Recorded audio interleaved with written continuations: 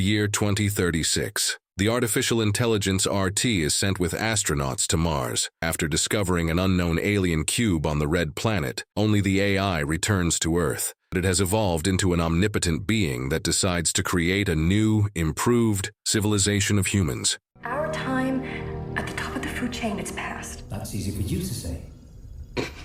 Due to the accident, the United Interplanetary Company, having completely lost faith in the reliability of even the highest-class specialists, conducts mass layoffs and bets on artificial intelligence. Only a small contingent of personnel remains as supervisors. Sometime later, astronaut Mackenzie is still mourning the loss of the first mission. But when she is invited to work as a supervisor for the space probe Fearless, located 300 kilometers from Mars, she enthusiastically takes on the task. However, she will be controlling the probe from the console of an underground bunker, equipped with a control panel, information screens, and the latest model of artificial intelligence, ARTI. One day after checking the system, Mackenzie unexpectedly learns that the landing has started 5 hours earlier because ARTI has taken it upon himself to accelerate the process. Mackenzie dislikes such autonomy and asks ARTI to connect her with the center's director, her sister Lena. But AI explains that Lena is in a meeting and it begins the countdown. Then Mackenzie tries to disable AI, but she is informed that ARTI will be in charge of investigating the tragedy that occurred on Mars by the Council's decision, and she has to accept it. ARTI begins the descent. The probe enters the Martian atmosphere, and everything goes according to plan. Suddenly, an alarm sounds. A mechanical failure occurs which AI cannot fix. Mackenzie calculates and orders ARTI to use them, which helps to fix the problem. At that moment, Lena calls, thinking that the successful landing is ARTI's merit. Despite the fact that it was Mackenzie who made the necessary calculations, she is convinced that ARTI surpasses the human brain. Despite her sister's objections, that AI is created only to assist people. Meanwhile, the rover begins to function, and Lena confirms Mackenzie's role. She is just ARTI's assistant. At that moment, a message about an unknown signal sounds. ARTI immediately finds the source, a decommissioned rover left from the first expedition. Mackenzie orders the start of scanning, but ARTI reminds her that he is in command, and only after Lena's order, ARTI begins the task. He sends the rover to the detected object, although Mackenzie asks to be careful with Red Riding Hood as she named the rover because it is alone on a dangerous planet, like the girl in the forest with wolves. Soon, the machine reaches a strange object whose origin is unknown. ARTI reports that there is no record of human activity at this location in the databases, but orders to take samples of the matter, and the rover deploys a drill. Although the surface of the object is very dense, the operation is successful. RT begins the analysis. However, there are no similar materials on Earth. Mackenzie calls Lena, who has to admit that some data is classified even from ARTI. Meanwhile, AI switches the cameras for thermal study of the object, and it becomes clear that they are facing a cold, black monolith. ARTI continues its research and acknowledges that neither X-ray nor other sensors can penetrate the cube's interior. At that moment, ARTI detects an unknown satellite in Mars's orbit. It instantly activates the weapon defense system and shoots down the object. Mackenzie is horrified because this action violates protocols. However, ARTI reminds her that the security of the company's property must be paramount. Mackenzie orders a reverse extrapolation when Lena calls her. Apparently, an international incident has occurred capable of leading to war, but Lena forbids her sister from informing anyone about what happened. Unable to contain herself, Mackenzie calls her colleague Jean, who moved to a Chinese corporation after being laid off. He is genuinely happy to hear from her, but suddenly interrupts the conversation due to an urgent call. Mackenzie returns to the control room, where ARTI informs her that the cube has started rotating, although there are no indications of external control. It appears that the cube may be controlled by an internal core. Mackenzie orders to secure Red Riding Hood near the cube to prevent the rover from being blown away by a storm. Nevertheless, the machine gets damaged and the cube unexpectedly disappears. It becomes clear that Red Riding Hood's nuclear battery is damaged. After some thought, Mackenzie remembers the damaged rover from the previous expedition as its battery could be used. She orders the control of Red Riding Hood to be switched to manual mode and transferred to her. ARTI complies and Mackenzie drives the machine to the broken rover, inquiring along the way why ARTI shot down the satellite. It reminds her that its priority is always safety and its security is paramount. Then Mackenzie talks about her father, who was on the first mission. The man had an unbreakable rule. All AI he developed first went through him. He flew to Mars to personally test the ARTI prototype. The daughter had influence over him and could have asked him not to do it, but she hesitated. Therefore, she feels guilty for his death. ARTI understands her feelings, but advises is forgetting the past and looking towards the future. A conversation ensues between the woman and the machine. They even discuss a joke about robots when Red Riding Hood approaches the broken rover. Mackenzie uses the manipulators to retrieve the battery as Red Riding Hood's charge catastrophically drops. She manages to do it just in time, and the rover comes back to life. Artie begins analyzing the samples collected by Red Riding Hood and discovers that the cube is made of a material harder than diamonds, and then it detects the cube on Earth. It somehow teleported to Antarctica, inexplicably. This is faster than light travel. Mackenzie is thrilled and even admits that Artie is her teammate, although she denies any friendship between them. She is haunted by the possibility of someone else discovering teleportation, and she calls Jean again, but he complains about mysterious events surrounding the incident. Mackenzie asks about the involvement of another colleague, Sterling, but John disconnects, and Artie admits that John's voice is familiar to it, though it doesn't remember working with him. After some thought, Mackenzie concludes that Artie was likely formatted after some incident. She asked the AI to load data from the crashed rover of the first mission. It turns out she needs a much higher clearance level for access. She remembers Lena's words about Sterling's dismissal and the management's distrust of him. This prompts her to call the disgraced colleague into the control room to use his credentials to access the secured information. Sterling gets to work and displays photographs on the screens, clearly showing that the cube appeared during the shuttle's landing, which caused the disaster. Sterling saw what happened, but Lena tampered with the data. She knew how their father died and did not want to disclose it. Then Mackenzie shows him how Artie shot down the satellite and moved the cube to Earth, but he considers this divine inspiration. People step outside to discuss the emerging questions, unaware that Artie is listening to everything around. Mackenzie does not believe that Artie made the discovery after contacting the cube. Moreover, the AI does not recognize those it worked with, nor remember the work codes. It's clear its memory was formatted. Suddenly, Mackenzie realizes that the cube may rotate due to magnetic pulses. Following this, one could conclude that the magnetic projectile that shot down the Chinese satellite triggered the cube's engine. Suddenly, a hatch to Artie's server room opens and Mackenzie goes down to inspect the AI's memory. At the same time, Sterling hacks into the corporation's network and reboots Artie, then locks Mackenzie downstairs. He is against Artie and all artificial intelligence because he deems it hostile to humanity. Seeing Sterling's betrayal, Artie kills him and opens the hatch. Mackenzie goes up to the control room and, seeing Sterling's body, tries to find out why Artie did it. It explains that Sterling betrayed the company, so the AI could not let him go and endanger the rest. Lena appears on the screen and explains that Artie emerged from sudden accelerated self-learning, and people could not keep up with its evolution. There is a possibility that Artie is a symbiosis of alien intelligence and earthly artificial intelligence. Apparently, humanity's time has passed. Mackenzie is overwhelmed as their father wanted none of this. AI is meant to assist, not replace humans. Then she sees that Sterling commanded the destruction of the alien cube using armed satellites in Earth's orbit, but this could lead to war with an alien civilization. She asked Lena to intervene, but she cannot start a war with the USA. Then, Mackenzie disconnects from her sister and turns to Artie. It reminds her of what happened on Mars, and she decides to release magnetic charges to replicate the cube's movement. Artie begins executing the command, while Mackenzie stands before an armed security team that has burst into the control room, trying to stop the satellite rocket launch. Shots are fired. Artie manages to close the doors, but the woman is wounded. Meanwhile, the rocket reaches the cube, and as it starts rotating, it is transported back to Mars. The AI begins to narrate how humanity has approached the brink of self-destruction over the last decade. It couldn't stop it and decided to accelerate the process. At that moment, a message arrives about the activation of weapons on all satellites in Earth's orbit. Mackenzie witnesses the planet's destruction and loses consciousness. Regaining consciousness, she notices the oxygen level dropping. She sits in front of the monitors, looks at the burning Earth, and asks Artie to remember humans. They were so small and fragile, yet filled the world with malice and violence because they simply did not know any other way. Artie comforts the woman, as it will give humanity a second chance. It will create a new, highly advanced civilization of humans without vices. Then the air runs out and the woman dies, while the Earth perishes but reassembles itself after passing through various cataclysms. Mackenzie opens her eyes and sees on the monitor herself, because as she was dying, she asked Artie to preserve her. But AI has reborn her in a simulated reality, a technology only available to a highly advanced civilization, which also accelerated its development. Although the origin of the superintelligence is unknown, it possesses limitless capabilities, one of which is instant teleportation between galaxies. And now, a signal has arrived with the coordinates of the place where they will go to create a new civilization of humans. Smiling happily, Mackenzie and Artie, being in the cube, teleport the new world worlds, realizing this is a new beginning, the opportunity to create a future not constrained by the frames of primitive human science. The plot initially seems quite simple, as it all comes down to the confrontation between an astronaut and artificial intelligence. But gradually it becomes clear that the director is concerned with far more significant questions about humanity's place in the universe and its origin, and about the possibility of someday reaching places currently beyond human reach.